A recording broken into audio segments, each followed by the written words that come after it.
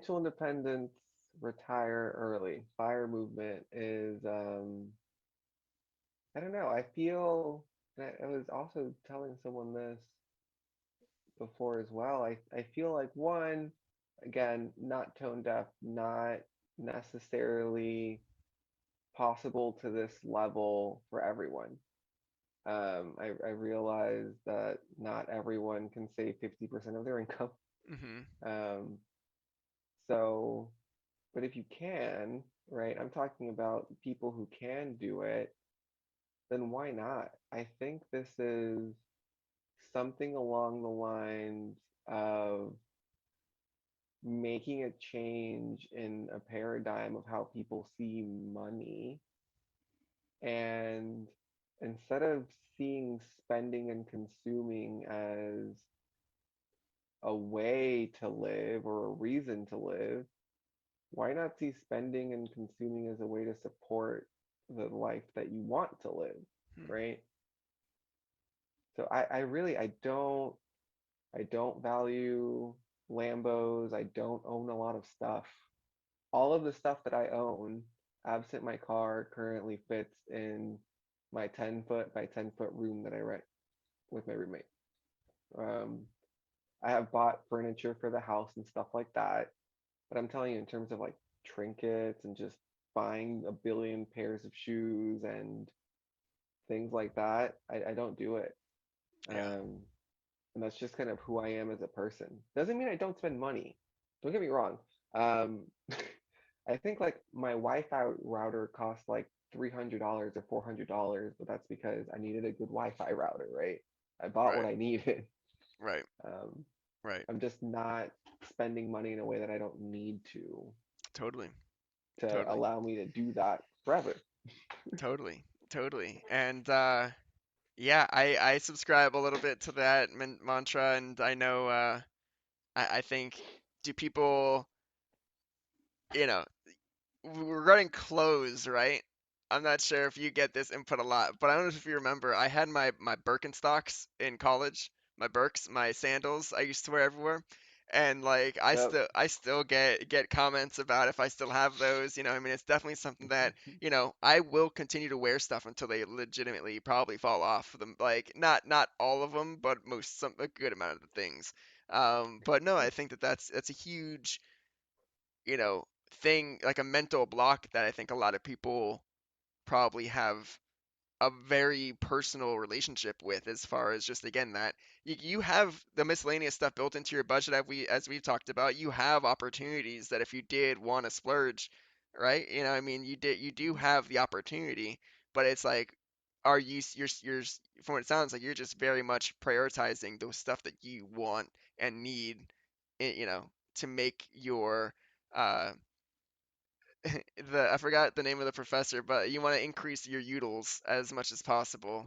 I forgot Mark. Richard Lutz. Yeah, Lutz, and Yeah. yeah, but I mean, it's definitely, you want to be able to be as happy as you can with the stuff that you have without having too much, right? And is with the fire movement, Yeah. that have you gotten involved with different groups and people, like a community online too, or are you just kind of watching and hearing what other people are talking about peripherally? Watch and hear communities online, Reddit, a lot of Reddit's about personal finance or, lean fire or fat fire or coast Mm, fire. There's different ways to do it. So I know I made the comment about not being tone deaf, but there's like barista fire, right? Like people who make minimum wage and want to be financially independent. And what you'll see them doing is move out to the middle of Alabama and buy like a manufactured home and live in it and be happy. And that's what they want to do, or they buy an RV and they hop around just doing that. There's a lot of ways that you can be financially independent. The thing is that you have to decide what you want and when you want it, right? You just, it seems like by the numbers, by the amount of debt people have and what people have, at least in Miami, they want what they want, or they want what they think other people think they should want, and they want it now, right? Like those are their priorities. I just flip them. I Mm, want what I want. I don't care what other people are telling me to want, and mm-hmm. I want it when I can afford it in cash. Right, Like that's right. it. And again, I do spend money. Like I think I have a newer phone. It's the Samsung like 20 or whatever. Like I I'm not hesitant at spending money on stuff, but it just has to be stuff that I want. Like I like nice technology. I like a nice phone. My laptop is the one from college. It's 10 years old. I don't need a new laptop. Yeah. Um, I'm on my phone more all the time, Do you not but have I'm a not buying a new laptop. do you have a laptop through work? Yeah, Separate. Yeah. Yeah. yeah, Totally. Totally. No. Yeah, I agree, and I think you touched on a couple different things, but on a surface level, fire as like a whole is like an umbrella, and then you have the different types of fire. The retiring early you can get, right? There's like again like the fat fire, yeah. which is just like you're like sitting pretty, and there's like I haven't heard of the barista fire, but I mean I assume we can all understand what that means, and again be a barista and be able to retire early on a barista's pay. Um, Hmm. and I think it's very fascinating. Do you have any specific Reddit or subreddit threads that you usually look at? Personal finance, um, like just our personal finance, lean fire, because if lean fire and barista fire are related but not similar, I mean, sorry, related but not identical. So 𝗿𝗂𝘀𝗃, so it's lean fire. I used to think it was learn fire. Nice. Those people are very, very frugal. Mm, And if you take their approach and scale it up to your salary, you can probably live very comfortably, um, right. kind of following their approaches. But after that, like I said, I spent really looking into personal finance for like a year. And then once you know where your money is going, you know kind of the train tracks that you're on and the station that you're heading to, it kind of takes care of itself and you need to go find something else to do. Right. Like Right. investing for me when I was little, it was something that rich people would talk about. Hmm. Oh, I got money in the stock market, or my broker made me broker, or a Monopoly card, and watching the ticker go up and down on the evening news. It wasn't something that I had any cogent aspect of. It wasn't anything that I understood. Yeah. I just knew that if you put money in this market, it'll give you more back. Right. That's it. That's all I Interesting. knew. Do you know like how old like that those realizations, those memories were? Like how old you were? It had to have been, between kindergarten and fifth grade because of the house that I lived in and where I remember kind of seeing these things. So no older than like 12, 11. Yeah.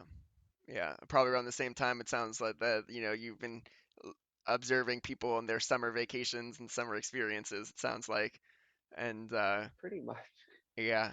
And then regarding what you're doing today, then is it, have you had any major that we mentioned some of the Reddit conversations around the fire and the personal finance Reddit threads, but what was any of your first influences that got you started into what you're doing now? Was there any specific person, a book, or something that inspired you?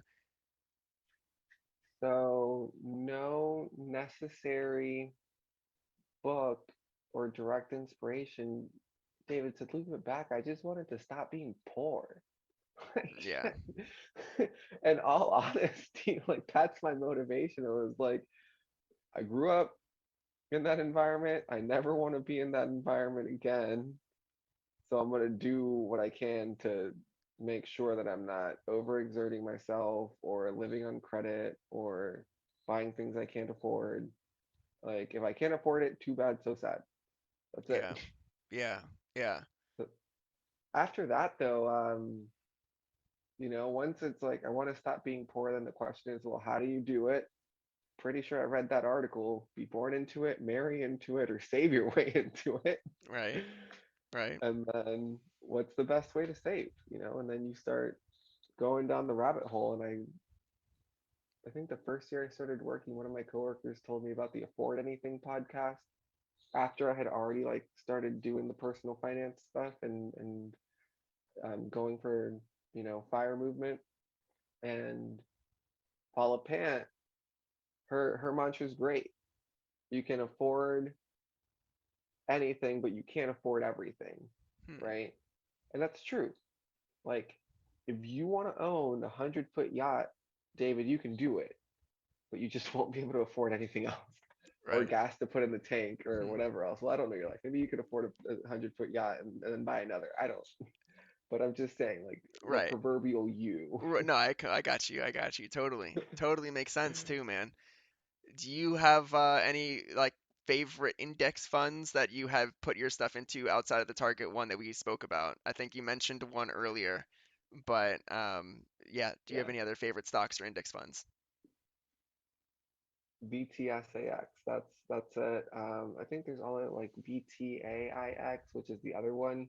They're both basically the same thing, but one of them I think you have to have like a minimum of 10 grand invested in it, and the other one you can start with 1,000 or $3,000. Yeah, cool. And both So those are Vanguard funds that are in your Vanguard portfolio. and yes, Vanguard funds. Stick to Vanguard. The Fidelity funds are pretty competitive now too. How often do you speak with the people who are managing the like your contact, like your Fidelity or Vanguard people? Do you ever? Never. I called them to open my account and validate my identity, and I've never talked to them again. Nice, nice, It's nice. great. Yeah. Nice. And then yeah, I think before is there anything specific? Well, I'll save that last. But yeah, is your guilty pleasure? What is your guilty pleasure? Um, We've spent this so where whole I like will, 2 hours talking about, real detailed finances conversations. And yeah, so sorry to cut you off, but yeah, what is your guilty yeah. pleasure? I mean, if I had one, it would be travel, music festivals, and if I'm doing one of those two things or I'm doing them together, I'm traveling to a music festival, there's no budget. Like the credit card is doing what the credit card's doing. I'm getting what I'm wanting, and if the savings rate gets hit a little bit that year, that's fine. But again, what I truly want isn't diamonds and gold-plated Beats headphones. Like it might mean that Right, I went out for coffee 10 times and got a really nice steak dinner at like Ruth Chris. Like not anything insane. So it's never too bad afterwards. It just means the next vacation has less budget or whatever it means. right, right. Those gold-plated Beats headphones, though, they're tempting. No, and you said you've traveled quite a bit all over the places. Do you have any favorite places or favorite travel experiences that you've had? Go to Japan and do the go-karting in the streets of Japan. I feel like that is just something I Did you would do want it to do again dressed? and again. Did you do it dressed as Mario and Luigi and all the characters? You dressed up for it? Yes. I mean, again, I see the Zelda hat, So, right? I mean, did no. you get into character here? So it was Pikachu. I think Mario sued them, so Pokemon Uh, hadn't yet. So I was in a Pikachu onesie. The picture's somewhere. nice, nice, nice, awesome, nice, and Yeah. cool. And then, is there something else that you're just really excited about that you wanted to share or talk about before we start wrapping it up here? I mean, in a nutshell, if I had to give someone all of this advice summarized, um, automate as much as possible, save as much as you can to meet your goals, right? I think if you're college educated and you're making mid 50,000 and you're not living in somewhere crazy expensive like San Francisco, New York, LA, Chicago, you can reach your financial goals. And the difference between how much you save and how much you spend is your speed limit, right? So, what is your financial goal and how fast do you want to get there? The answer is how much are you spending on stuff you don't need? And the last one is make this your own journey. Figure out where your money is going is step one. So maybe you don't even know where your money is going. That's where these tools like Mint or Personal Capital, I think is called the Yep. other one, come into play. So you can link up all your financial accounts. Don't worry, Mint is owned by Intuit, the people that do TurboTax. So if you trust TurboTax, you trust Mint. Um, and they link up all your financial accounts and it'll literally tell you how much you're spending on coffee. If you just graduated high school or graduated college, go see how much you're spending on alcohol. Because I remember doing that after I graduated, and that's kind of what kicked me into shape. I was like, oh no, we need to make a change Yeah. and fast. In Gainesville, there's grogs, like the $2 doubles, Yeah, even with that. that doesn't exist anywhere else. Yeah, totally, totally. Yeah, and I appreciate you brought up again personal capital and Mint. Are those your primary, like, do you have any other tools or apps that you use that help track your spending and finances? Let me check the apps. I have a finance folder on my phone. Nice. So I use Mint, just all the banking apps, and then all of my bank accounts. So high yield savings account and Mint are two good tools. And if I had to shout out one more account, a Charles Schwab investor checking account is a really good account to have in your arsenal, and I'll tell you why. One, you can invest with it if you want to. Two, you don't have to invest with it if you don't want to, you know. And the checking account refunds you ATM fees anywhere in the world, which is awesome. Yeah, totally. And there's no international fees. So that's my travel account. So when I'm going to go travel somewhere, I throw cash in there, I get to the location that I'm in, I pull money out of the ATM, it converts me at the market rate at that moment where I'm pulling out the cash.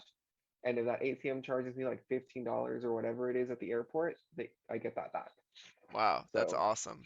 And that's the is do you have to have like a Charles Schwab credit like debit card for that as well, or is it just you link up whatever other? well, Yeah, so when you open that account, you actually open two accounts. You open the investor checking account and the regular checking account. And I think there might even be a savings account in there. I don't know. But they use the checking account to fund your investor account. So you just use the checking account portion, and the debit card is linked to the checking account. gotcha. And So it's great. well, yeah, and yeah, that's cool. That's cool. I think that's beautiful, man.